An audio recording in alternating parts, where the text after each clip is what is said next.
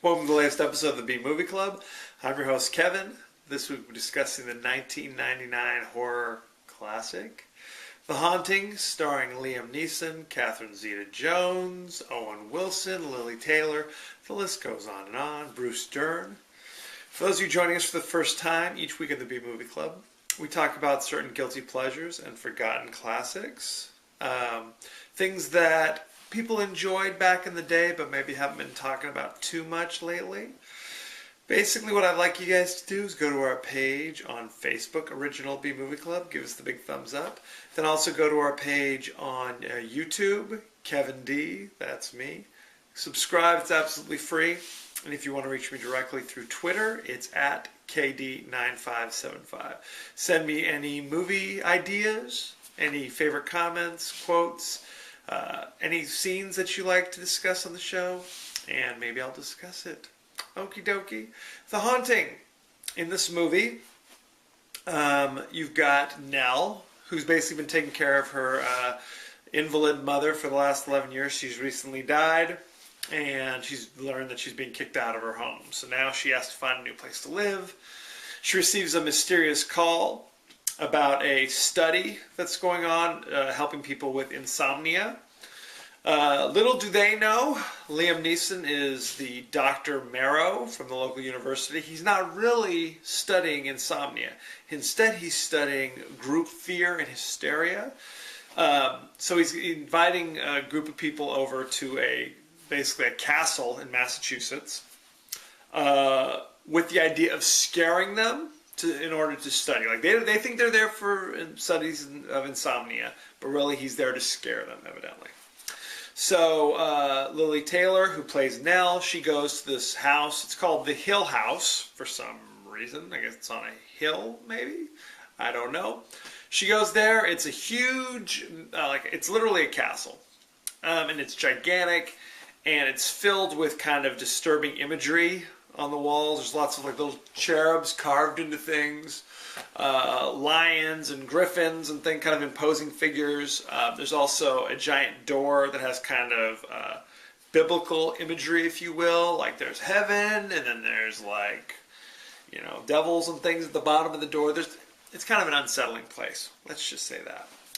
So she goes there. She finds out the caretakers of the mansion will prepare them food, and then leave at 6 o'clock in the evening, locking the gates, and won't come back until 9 the next morning or something like that. So she goes there. She meets Theo, who's a kind of a hip, fashionable lady, played by Catherine Zeta-Jones. She also suffers from insomnia. They also meet Luke, played ironically by Owen Wilson.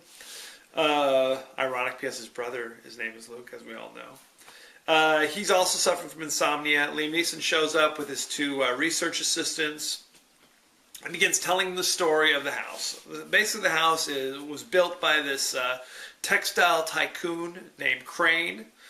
And he built it because in his mind he wanted to get married and fill the house with children, have happy children playing, I guess, something like that.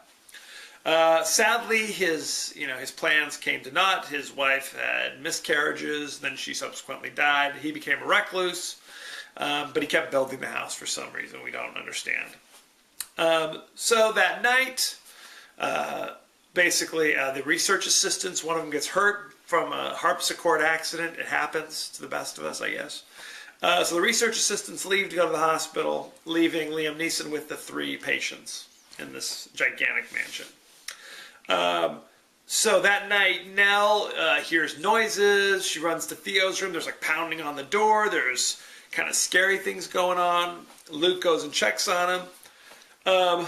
As basically we start to figure out, or Nell starting to figure out. We don't know if she's kind of nuts at first or if there's really something to be seen. There's actual supernatural stuff going on. I don't want to spoil everything, okay? Hugh Crane, the guy who built it, was not as benevolent as we thought. He's actually malevolent. He's not bad. He's not good. He's bad, okay? His ghost still haunts the place. Evidently, the story about he wanted to build a place for happy, smiling children. Evidently, there was some child abduction because there was, he was abducting kids who were working at his textile mills. There's different child labor laws 130 years ago. So there you have it. I don't want to give everything away. There are some deaths involved. It is a horror movie after all. Go check it out if you have not seen it. The Haunting. It's based upon a book by Shirley Jackson called The Haunting of Hill House. And this movie was originally going to be called The Haunting of Hill House, but it came out the same year as The House on Haunted Hill. So they thought there'd be some confusion, rightfully so. I was talking to my sister about this movie, and she thought I was talking about a movie called Hell House. So you've got The Haunting, you have Hell House, and you have The House on Haunted Hill. They're all very confusing. It's hard to understand what's going on. And again, based upon this book, and it was also based upon a movie that came out in the 60s, also called The Haunting. The movie, the book and the original movie are a little bit different. It has more to do with, we've heard this house is haunted. I'm going to come here with a team of paranormal investigators. We're going to find out. There's no backstory of, I'm here to study fear, blah, blah, blah. So in that case, it's kind of different. The Hugh Crane thing is still going on, but slightly different, kind of a new take on it. The special effects in this movie are quite good, quite freaky. Plot gets a little weak at times. Like I said, we know the story more or less about why the house is haunted. There's the evil guy kidnapping kids over the years and blah, blah, blah. What gets confusing is what exactly Liam Neeson, what his plan was. I mean, he invites them over to this house with the idea of scaring them. But he doesn't really do anything. He just kind of tells them a scary story and then says, okay, we'll see you, go to sleep. And then the house does the rest. I don't know if his plan was, because he doesn't know the house is really haunted. I guess he just thought, I'll tell you a scary story, you'll be in a scary house, and then you'll kind of freak yourself out, and then I'll be able to study it without seeing, you'll have to tell me your experiences later. The plot's a little on the weak side from that standpoint. What are you going to do? It has a good cast, like I said. Liam Neeson, Catherine Zeta, Owen Wilson, Lily Taylor. Lily Taylor, who plays Nell, you know her. She was in Say Anything. Many other things. She was the girl who sang Joe Lies When He Cries. You know, don't you? Catherine Zeta and Owen Wilson, this is kind of early in their careers. Owen Wilson, I think he'd been in Armageddon by this point. Catherine Zeta had already been in The Mask of Zorro, or The Mark of Zorro, one of the Zorro movies. And of course Liam Neeson, right? You can't go wrong with Liam Neeson. I made a joke earlier about how if you're going to go into a haunted house, you want to definitely go with a man who possesses certain skills and abilities. That's not Liam Neeson, that's my Sean Connery impression, but that's as close as it gets on the B-Movie Club. So there you have it.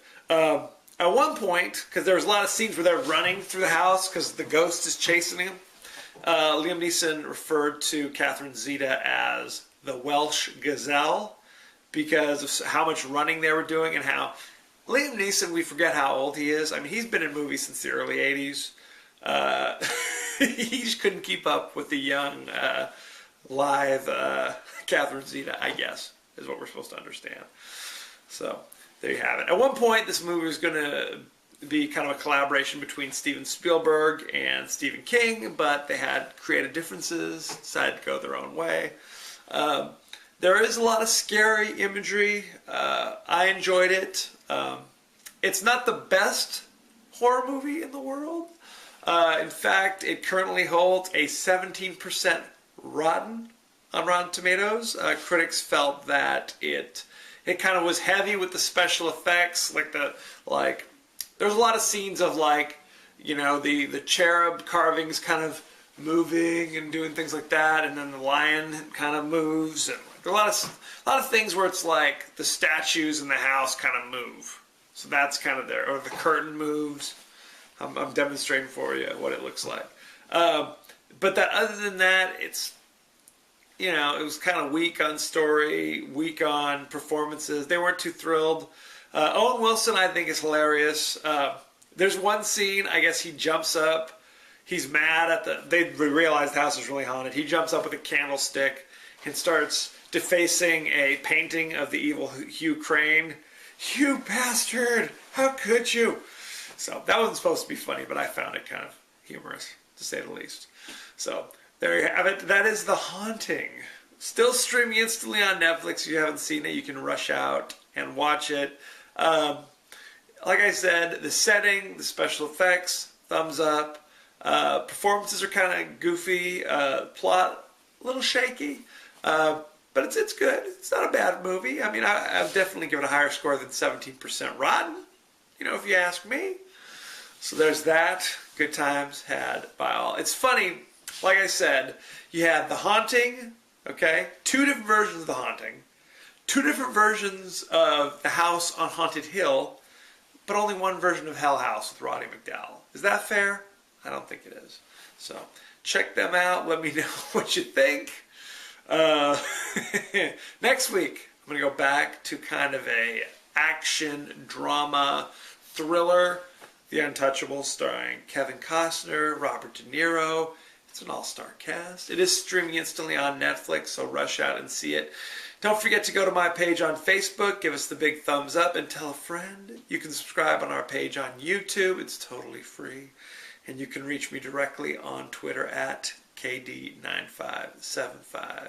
Don't forget to spread the word, won't you? As you know, I end every episode with a totally out of context quote. And here it is. It's like those Teletubbies, but they can sing too, which kind of makes them even scarier when you think about it. There you have it. That's my horrible Owen Wilson impression. So you have that to look forward to. Next week, The Untouchables.